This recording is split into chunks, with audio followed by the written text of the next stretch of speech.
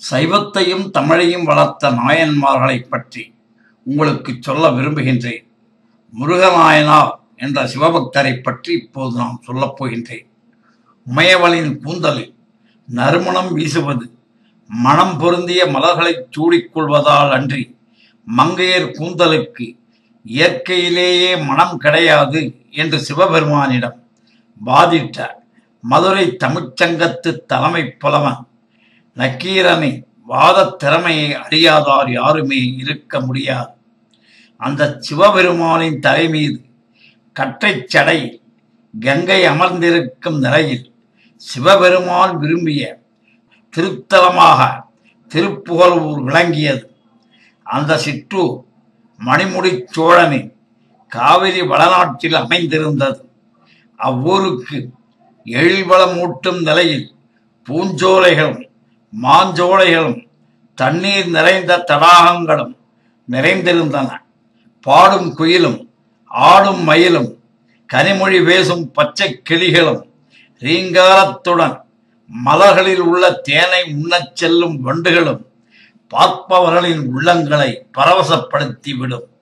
தடாகங்களின் அருகில் அமர்ந்து சிவபெருமானை துதித்து சிவனடியார்கள் எழுப்பும் வேத மந்திரங்களுக்கு கருவண்டுகள் சுருதி சேர்த்து கொண்டிருக்கும்.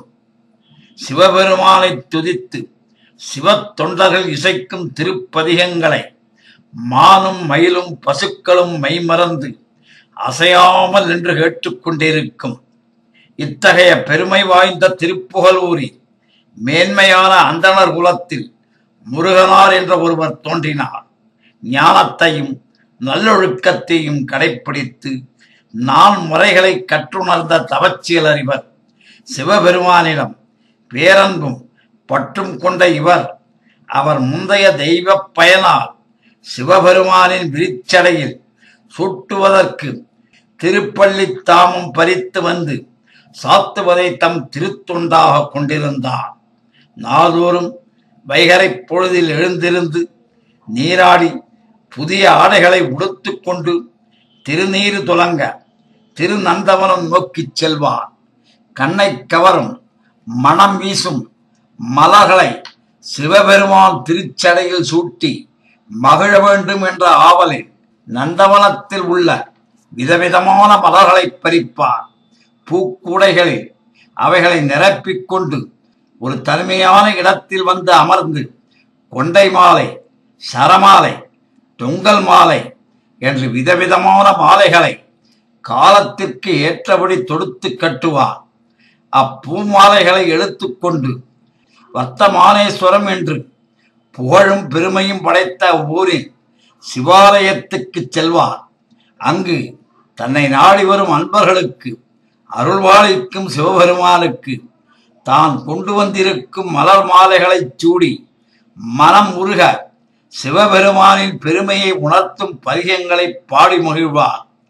சதா சர்வகாலம் திருவைந்தெழுத்தை உள்ளன்போடு இடைவிடாமல் சொல்லிக் கொண்டிருப்பார். சிவனுக்கு மலர் மாலைகளை சூடி தொண்டு புரிவதையே தன் வாழ்வின் பெரும் பயனாக நினைத்திருந்தார் முருகனார்.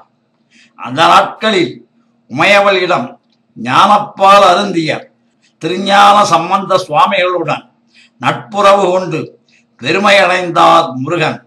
திருஞான சம்பந்த சுவாமிகளுக்கு நடந்த திருமண விழாவிலும் கலந்து கொண்டு அவரது இனிய நட்பையும் பேரன்பையும் பெற்றார். முருகனார் தனக்கு நாள் தவறாமல் மலர் மாலை சூடி தன்னை வழிபடும் தளராத தொண்டை நினைத்து சிவபெருமான் பெருமகிழ்ச்சி அடைந்தார். முருகனாருக்கு தன் திருவடி நிழலை அடையும் பெரும் பாக்கியத்தையும் கொடுத்து முருகநாயனாரை பெருமையை உலகமெல்லாம் உணரச் செய்தார். கங்கையை தன் மேல் தாங்கி அரவம் அணிந்த அண்ணலாருக்கு மலர் மாலைகளையும் சூடி மகிழ்ந்த முருகனார் இறைவனின் திருவடி நிழலை அடைந்த பெருமையை நாம் போற்றி மகிழ வார்த்தைகளே கிடையாது. பத்தராய பணிவார்கள் எல்லாருக்கும் அடியே பரமனையே பாடுவார் அடியார்க்கும் அடியே. ஓம் நமச்சிவாய, ஓம் நமச்சிவாய, ஓம் நமச்சிவாய.